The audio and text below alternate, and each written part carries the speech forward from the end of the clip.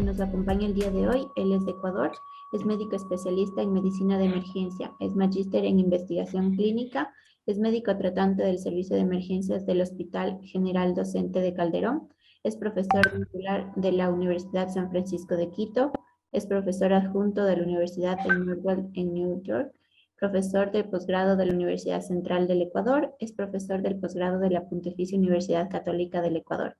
El día de hoy nos va a acompañar con el tema de la U en trauma, ver más allá de lo evidente. Por favor, doctor, bienvenido.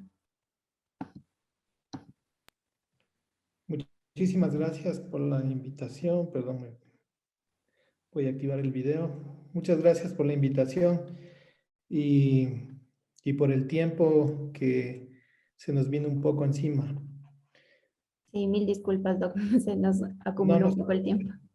más bien gracias a ustedes. Ok, bien, lo que realmente es un tema muy sugestivo, el tema de la U en trauma, ver más allá de lo evidente.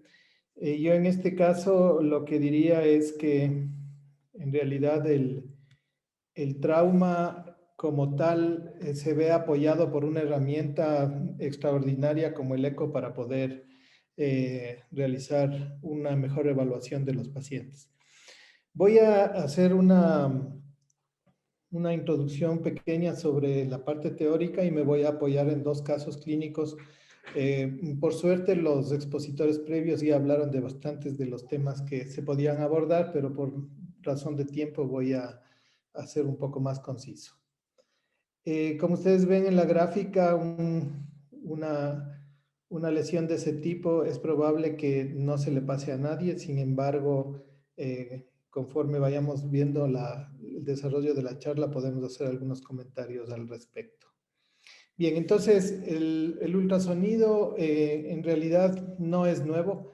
Viene usándose desde hace muchísimos años en las áreas de emergencia. Yo recuerdo uno de los primeros textos de ecografía que pude tener a mi alcance fue en el año 98 y ya tenía su tiempo el uso de ultrasonido en emergencia. Verdaderamente en estos 20 años ha habido un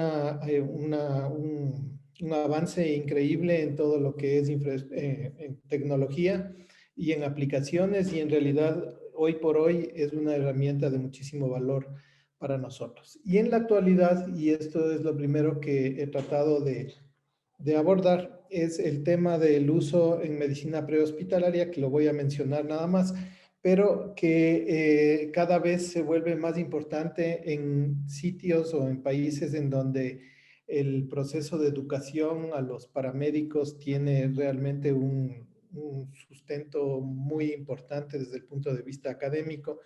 Esto no quiere decir que aquí no se pueda hacer, pero creo que estamos muy distantes todavía de establecer este tipo de evaluación en el campo. Sin embargo, es importante saber que es ahora una herramienta que utilizan en el nivel prehospitalario para el manejo de pacientes. Y en ese sentido, también la evolución de los equipos de ultrasonido, de lo sofisticado a lo más concreto, como estos equipos que son portátiles, y a los equipos que ahora en la actualidad se manejan en tablets o en teléfonos celulares como este caso. Entonces, el uso del ultrasonido realmente se ha vuelto al alcance de todo el mundo. Creo que es nuestra futura herramienta. No creo que desplace al fonetoscopio, porque el fonetoscopio todavía tiene su utilidad. Sin embargo, creo que en el futuro, si es que es posible, vamos a cambiar nuestra forma de evaluación de los pacientes a estos dispositivos que son mucho más simples de utilizar. Entonces, en la parte prehospitalaria hay tres cosas importantes, que son el diagnóstico temprano de patologías letales, el tratamiento inmediato y la referencia oportuna y adecuada al sitio adecuado en el momento adecuado. En este sentido, por ejemplo, el diagnóstico temprano de patologías letales como el neumotórax a tensión o la hemorragia abdominal o torácica que ponen en riesgo la vida de los pacientes puede ser abordado e identificado rápidamente con personal bien instruido. El tratamiento inmediato es, como sabemos, puede ser una descompresión con aguja, una colocación de tubo torácico, que podría ser suficiente en algunos casos, no en todos, pero podrían salvar la vida de una persona mientras se hace la referencia correcta al sitio correcto, que sería referir pacientes con lesiones graves a un centro de trauma, sin pasar por centros de menor complejidad, porque esto obviamente hace que el tiempo se consuma y el riesgo de muerte de los pacientes incrementa a medida que pasa el tiempo. Pero para esto, obviamente, se necesita una educación especial del personal y una comunicación continua con las unidades de emergencia que están en su ámbito de influencia y que pueden prestar el contingente necesario en el momento que se presente una situación de este tipo. Bien, aquí quiero hacer una referencia que me pareció prudente e importante. Creo que en los campos de acción en los cuales el Colegio Americano de Médicos de Emergencia enfoca el uso del ultrasonido en los servicios de emergencia son en el ámbito de la resucitación, en el diagnóstico, en la guía de procedimientos, guiados en síntomas y signos y también de forma terapéutica. Y las aplicaciones centrales, en primer lugar, trauma, y luego todas estas otras que ustedes pueden ver aquí, que son aplicaciones que todos conocemos y que son importantes recalcarlas porque este es el ámbito en el cual nos manejamos como medicina de emergencia. Esta ya es la aplicación en el día a día de nuestras actividades en pacientes politraumatizados, en pacientes sépticos, como ya los ponentes anteriores mencionaron varias de las aplicaciones. Creo que está por demás seguir insistiendo en lo mismo. Déjenme hacer una acotación muy importante a lo que se ha llamado la U en el trauma. La U en el trauma me parece a mí que no es el último eslabón en la evaluación de los pacientes, ni una forma adicional de evaluar a un paciente, sino que tiene que tener un contexto clínico en el análisis de la clínica, de la cinemática de la lesión y de los hallazgos del ultrasonido. Yo me voy a permitir luego en los dos casos poner de relieve esto y lo que quiero en realidad es transmitirles a ustedes que el ultrasonido solo como tal es probable que no nos ayude demasiado en el manejo ni en la evaluación de los pacientes. Si es que no va acorde con un análisis clínico adecuado y un análisis de la cinemática de la lesión, porque si es que esto se analiza de manera aislada, un hallazgo ultrasónico, en realidad también podría llevar a decisiones erradas. Entonces, creo que es muy importante apoyar los hallazgos del ultrasonido con la clínica y con la cinemática de las lesiones. Entonces, aquí tienen que haber preguntas que el operador de emergencia se plantea en frente de una situación clínica, en este caso que estamos revisando, de los pacientes politraumatizados.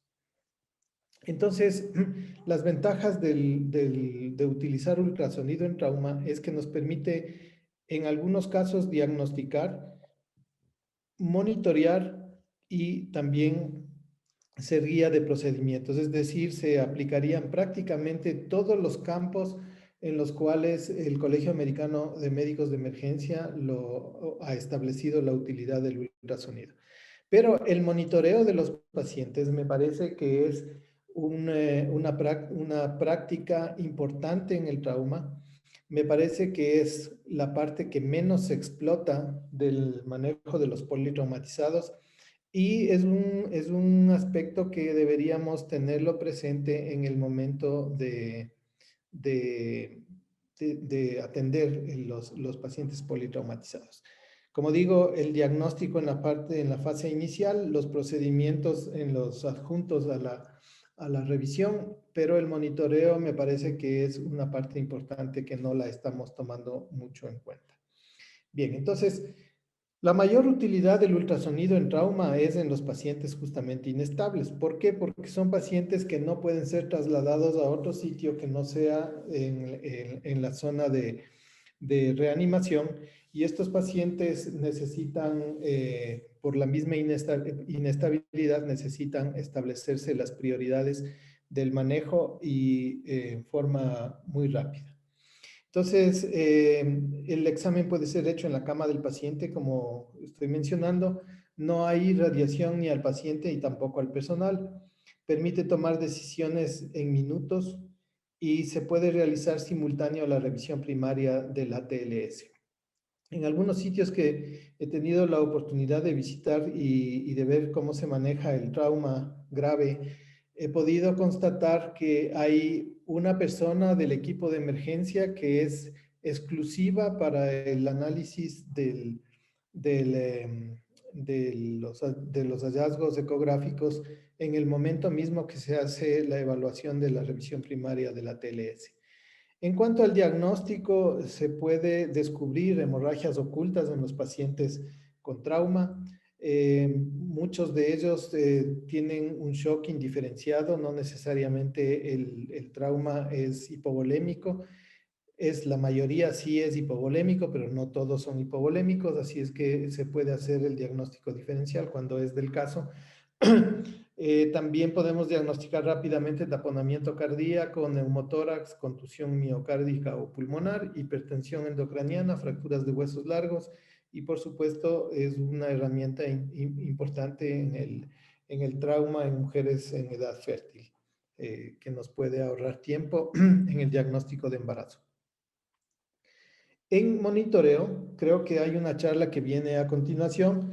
En el monitoreo es importante la respuesta hemodinámica a la reanimación, el monitoreo del sangrado interno, la respuesta a algunas intervenciones que hacemos, la evaluación de la volemia que se puede hacer seriada, el monitoreo fetal si es que hay embarazo y trauma, y especialmente útil en los pacientes con comorbilidades. Esto yo quiero resaltar, es un tema que no se lo toma mucho en cuenta, pero que realmente es muy importante porque no todos los pacientes con trauma son pacientes sanos.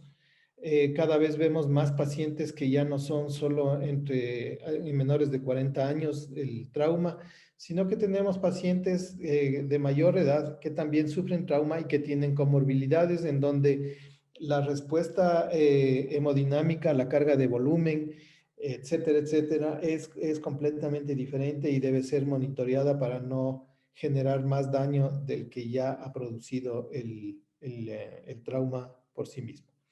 Y en procedimientos tenemos la facilidad de la colocación de vías venosas periféricas. Acuérdense en que los pacientes politraumatizados generalmente o en una gran mayoría son hipovolémicos y las vías venosas periféricas son de difícil acceso. Si es que no se dispone de una vía intraósea, puede ser de gran ayuda el ultrasonido para colocar vías venosas periféricas, catéteres venosos centrales, colocación de líneas arteriales, pericardiocentesis, si es que fuera del caso, colocación de tubos torácicos, intubación, cricotomía o traqueostomía percutánea, todos pueden ser monitoreados de forma más segura con el ultrasonido. Entonces, en definitiva, el diagnóstico, monitoreo y procedimientos que podemos llevar a cabo con el ultrasonido nos ayudan en una toma oportuna de decisiones. Este video que les había presentado, lastimosamente aquí no corre, no sé por qué, me parece un gran ejemplo. Me parece un gran ejemplo de lo que se puede hacer en trauma.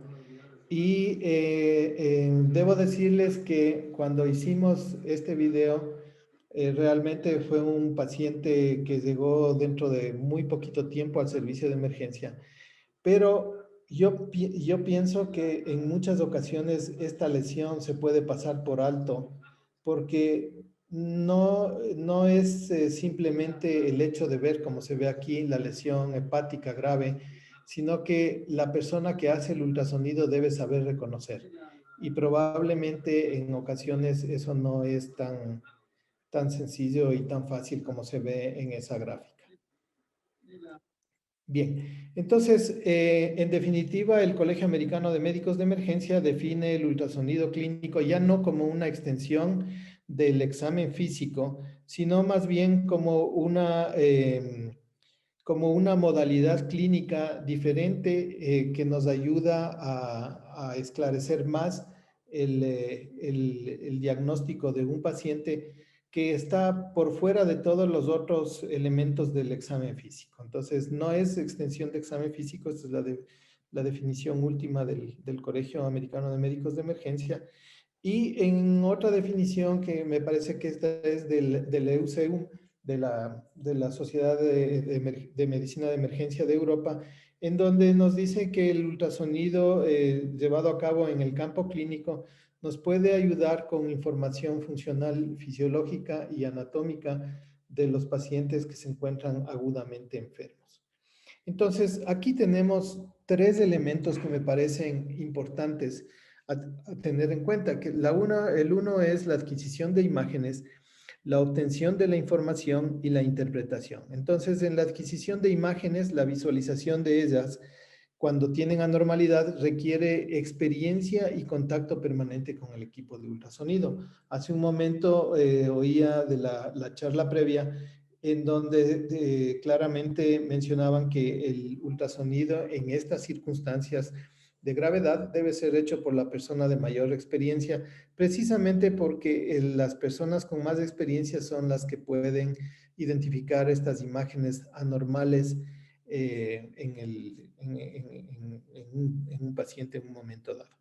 En cuanto a la obtención de la información, la obtención debe ser rápida, relevante y eso tiene un valor increíblemente alto en una situación crítica de un paciente y puede ser definitiva para el pronóstico del paciente.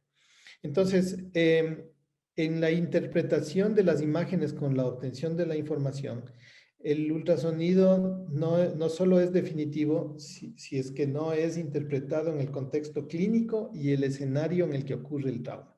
Entonces, es importantísimo que nosotros hagamos ultrasonido, pero que no nos alejemos del contexto clínico y el escenario en el que ocurrió el trauma. Les voy a poner dos ejemplos en los cuales podríamos nosotros estar entendiendo claramente esta situación.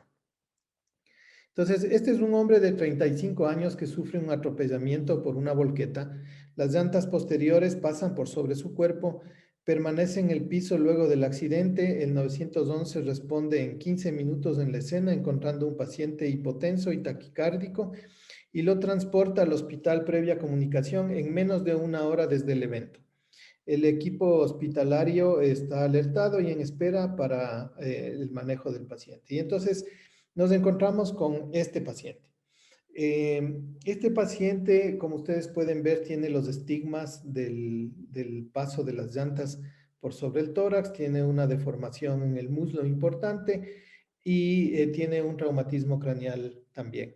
Entonces, aquí es un escenario en el cual uno se pregunta qué nomás puede tener un paciente en estas condiciones. La tensión arterial del paciente está en 60-40, la frecuencia cardíaca en 110 por minuto, la respiratoria en 32 y la saturación en 88. ¿Qué es lo que conocemos y sabemos que se debe hacer en estas circunstancias? Todos me van a decir y todos sabemos y a veces aprendemos de esto. Esto es quirúrgico hasta que se demuestre lo contrario y el paciente debe ser reanimado en el quirófano.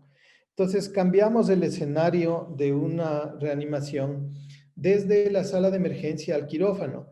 Pero en el quirófano la pregunta es, ¿qué se va a hacer? Y aquí vienen algunas de las preguntas que uno se plantea en el servicio de emergencia y que pueden ser rápidamente subsanadas con el apoyo del ultrasonido. Entonces, la pregunta uno es, ¿tiene el paciente hemoneumotórax? tiene un trauma cardíaco, puede tener trauma abdominal o pélvico, ya que pasaron las llantas del vehículo por sobre él, tiene trauma de cráneo y tiene una fractura de fémur. Todo esto es parte de las múltiples preguntas que se hace un emergenciólogo cuando recibe un paciente en estas condiciones.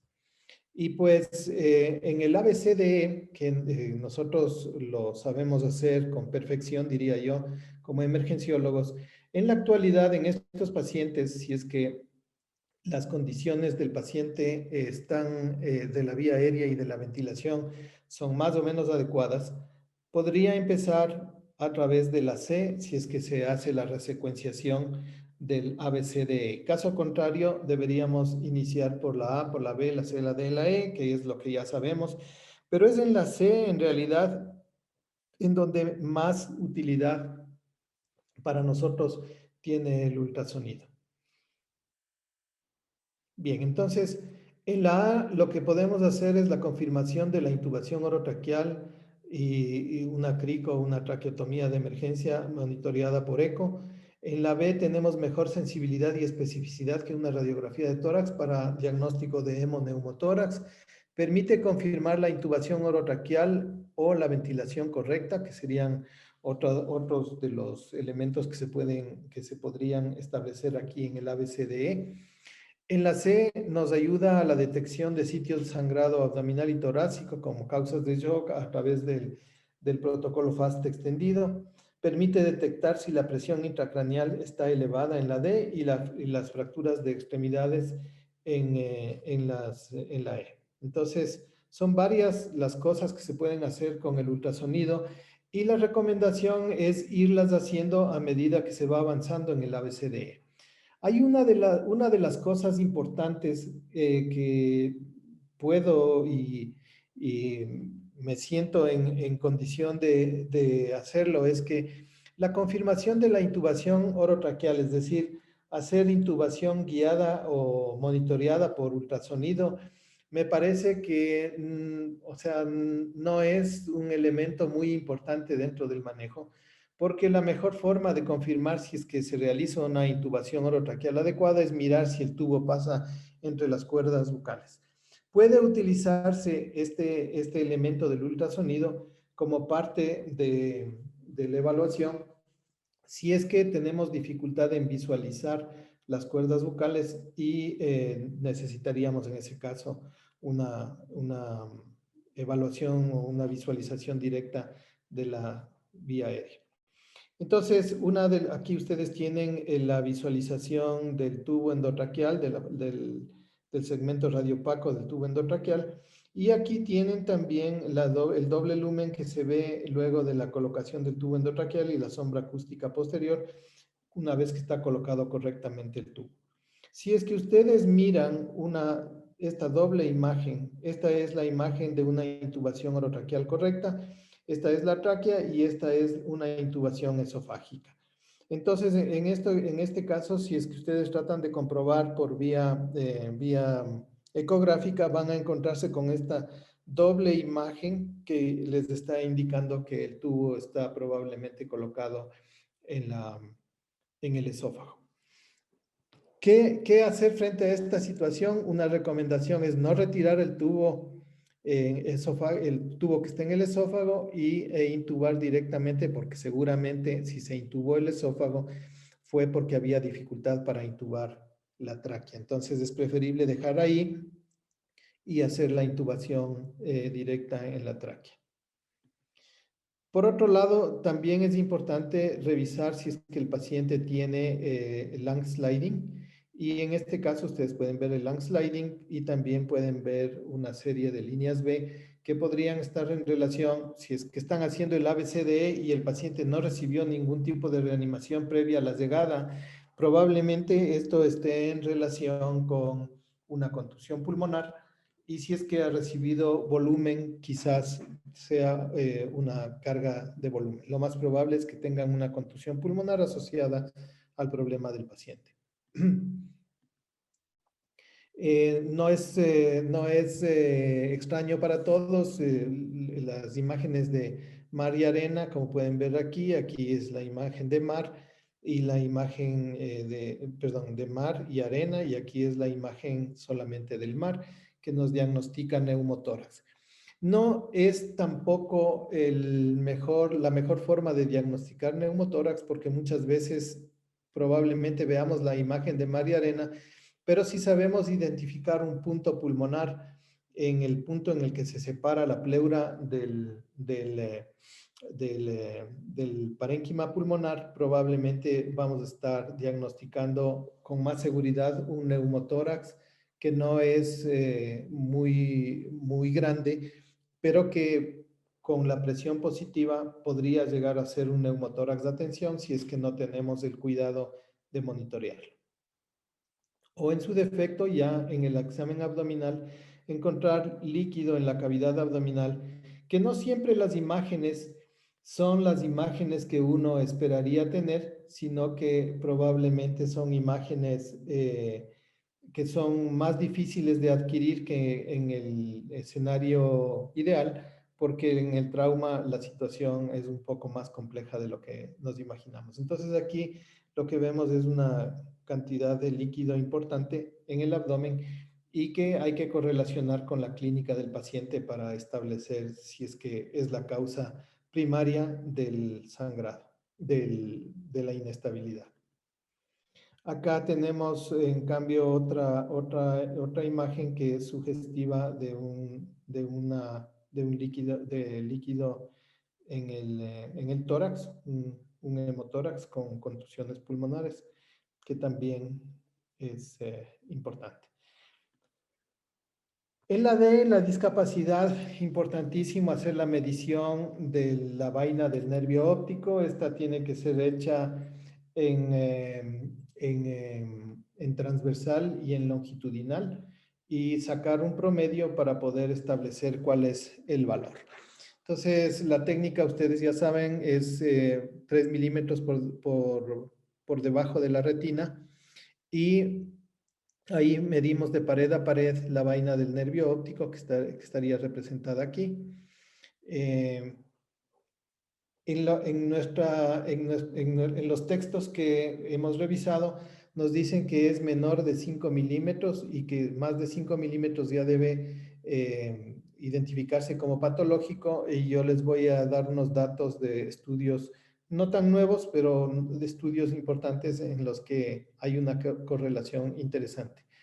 Bien, y esto es uno de los tantos que hemos hecho en el servicio de emergencia, en donde vemos la arteria central de la retina clarísimo, y también podemos hacer las mediciones respectivas en los pacientes con trauma de cráneo.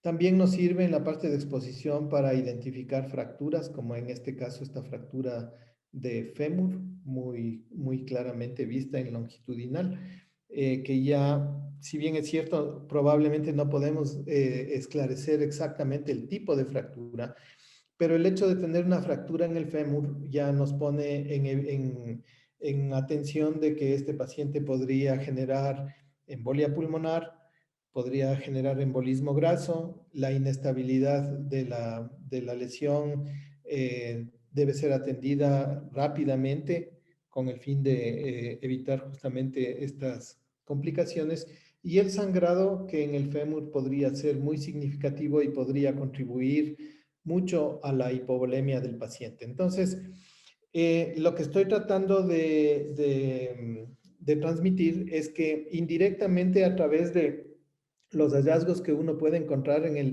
el examen ultrasónico, a más del análisis de la cinemática y la clínica del paciente, nos hacen tomar decisiones que para mí es lo que representa realmente la U, más allá de lo evidente.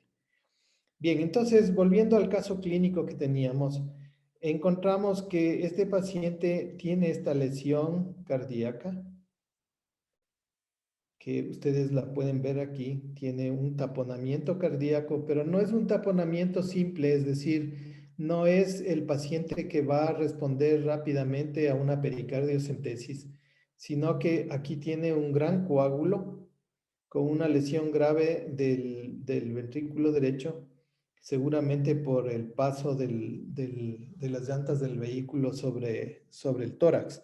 Entonces, esto requiere otro tipo de atención y en este sentido nos ayuda a priorizar lo que podría ser ¿cómo se llama? La decisión de atender prioritariamente una u otra lesión. Y acá ustedes pueden ver que el paciente también tiene una lesión, em, digamos, hemorrágica en el abdomen. No es tanto el líquido que se puede ver aquí, sin embargo, hay líquido también en la cavidad abdominal. Entonces, el asunto es cuál es la lesión que requiere una prioridad en el manejo y cuál debe ser abordada de inmediato. Este es uno de los casos que les comento en donde la toma de decisiones con el uso de ultrasonido puede facilitarse si es que este paciente no es rápidamente descomprimido el pericardio y corregida la lesión que debe tener en el corazón. Entonces, la posibilidad de recuperación, si es que se atiende primero el abdomen, probablemente no le va a permitir sobrevivir. Este es otro caso en el cual es un tipo diferente de situación, pero que en el análisis de lo que es la U en el trauma, también nos va a hacer ver otra posición o otra utilidad del ultrasonido. Este es un hombre de 39 años que mientras conducía una moto es golpeado lateralmente por un vehículo. Solo en la moto no recibió el golpe directo él sobre su cuerpo, más o menos a 60 kilómetros por hora, y por efecto del impacto es eyectado de la moto aproximadamente 2 metros con impacto posterior en su hemicuerpo derecho contra un poste. Portaba un casco protector, no hubo pérdida de conciencia. El 911 acudió rápidamente al sitio, lo traslada al paciente al hospital en condición estable y el paciente lo único que refería era un poco de dolor en el hemicuerpo derecho por el impacto justamente contra el poste. En la revisión primaria no hubo ninguna alteración de importancia. Se realizó un ecofast extendido en el que se reporta negativo para lesiones, una radiografía de tórax negativa para hemoneumotórax, presencia de una fractura del séptimo arco intercostal derecho, y en la revisión secundaria encontramos una auscultación torácica con una leve disminución del murmullo vesicular en el campo derecho, dolor abdominal en el flanco derecho a la palpación y unas lesiones abrasivas en las extremidades inferiores. Estas eran las lesiones menores que tenía y tiene una equimosis importante en el muslo, que fue prácticamente lo único que se encontró en el examen físico. Sin embargo, le hicimos un eco al día, a las pocas horas del ingreso del paciente. Este es un eco abdominal en el que ustedes pueden ver una mínima cantidad de líquido. Perdón, este es es el eco sin editar. Aquí le pusimos Doppler color para mirar si es que había algún tipo de actividad de sangrado aquí. Pero lo interesante es que tenía esta imagen y una mínima cantidad de líquido aquí, a pesar de que fue el, digamos, el reporte fue de un ecofast negativo. Aquí es donde vemos una masa versus hematoma central hepático con una mínima cantidad de líquido libre en la cavidad abdominal. Esto es lo que vimos en este paciente al inicio, en un paciente completamente estable, pero ya habíamos establecido y habíamos conversado con los cirujanos sobre la eventualidad de que ese hematoma se pueda abrir a la cavidad, a la vía biliar, o que se pueda abrir a la cavidad abdominal. Bien, entonces el paciente evoluciona de esta manera: una tensión arterial de 110/70, una frecuencia cardíaca de 88, respiratoria de 18, saturando 90% con una FIO 2,021.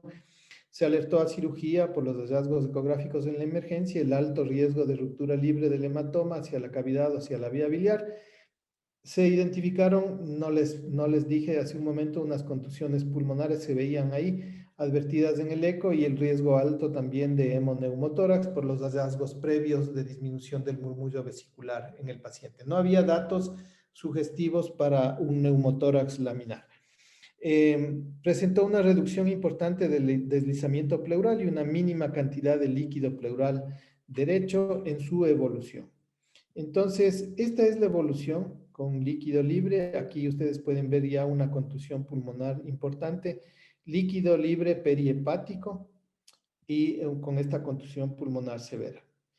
Acá en el abdomen, aquí ustedes pueden ver apenas la imagen del riñón.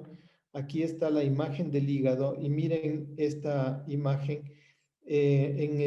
Aquí no está en video, pero se podía ver la apertura del hematoma y el drenaje a la cavidad abdominal con un gran trombo en su interior. Doctor, disculpe que le interrumpa. Tenemos unos 5 minutos para finalizar la ponencia, por favor. No hay problema.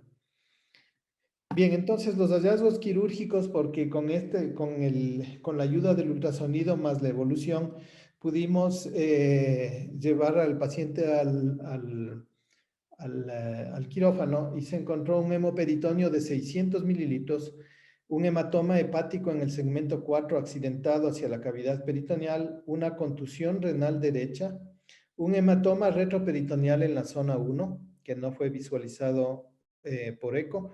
Se realiza un empaquetamiento y se lo traslada a la unidad de cuidados intensivos y se los reinterviene a las 24 horas para el cierre respectivo.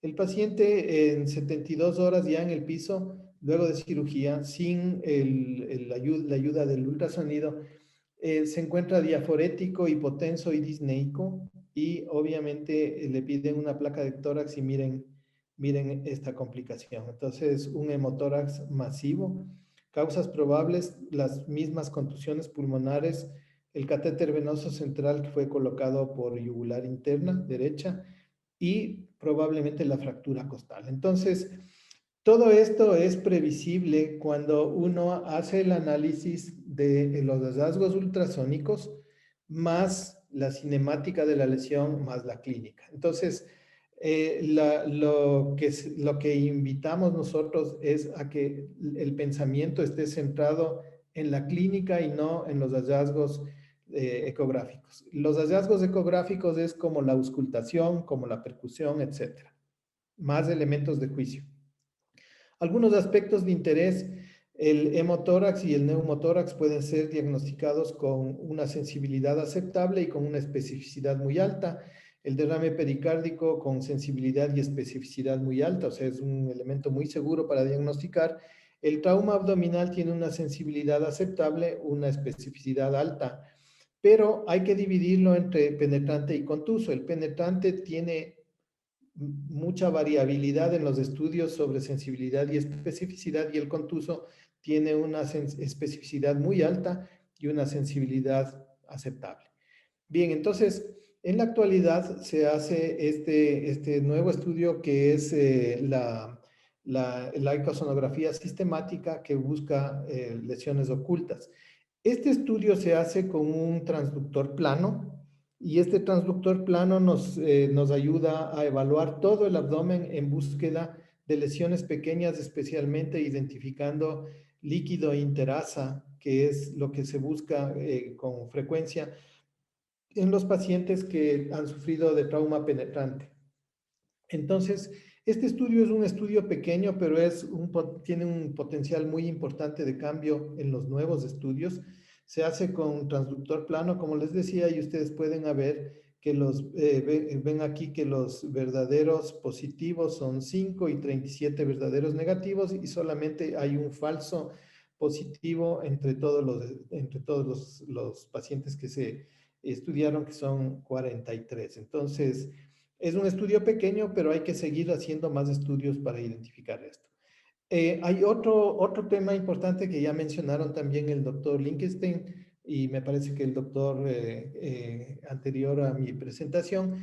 En el trauma penetrante de tórax, cuando los pacientes tienen electrocardiograma y ultrasonido, ustedes pueden ver que aquí se evalúan 111 pacientes con actividad eléctrica sin pulso y de estos, los que tenían, los 14 que tenían motilidad cardíaca, o sea, pseudoactividad eléctrica sin pulso, sobrevivieron 3, mientras que el pronóstico en los que no tenían actividad eléctrica y tampoco los que tenían motilidad cardíaca, ninguno sobrevivió. Esto es importante porque esto nos puede ayudar a tomar decisiones rápidas con estos pacientes. Y esto es en el trauma cerrado, en donde también se ve que hay una sobrevivencia de los que tenían pseudoactividad eléctrica sin pulso y en los que no tenían actividad eléctrica, pero tenían motilidad cardíaca, sobrevivieron también 2 de los pacientes. Importante porque esto nos permite tomar decisiones de qué pacientes no van a responder al manejo, eh, a la reanimación, digamos, y no vamos a perder esfuerzos en ese tipo de pacientes que ya vienen complicados. La otra cosa interesante es el neurotrauma, y en el neurotrauma nosotros vemos que hay una relación directa entre la vaina del nervio óptico y la hipertensión endocraniana. Hay muchos estudios sobre esto, no es nuevo. Por ejemplo, este paciente que vimos en el hospital ayer, tiene 6.2 milímetros de diámetro del nervio óptico, y esto se relaciona y nos puede ayudar a manejar lo que puede ser el insulto secundario, es decir, evitar la hipoxemia con intubación y ventilación temprana a estos pacientes, evitar la hipotensión y hacer una reanimación correcta en los pacientes, porque los parámetros óptimos del manejo de los pacientes con trauma de cráneo, si están hipovolémicos, tiene una connotación importante en el pronóstico de ellos.